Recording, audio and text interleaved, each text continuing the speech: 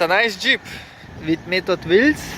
Titan Stage 3 lift kit. The steering stabilizer are awesome. JW speaker rear lights. The best part in this Jeep is the whining sound. It is supercharged with Sprintex. Crazy, huh?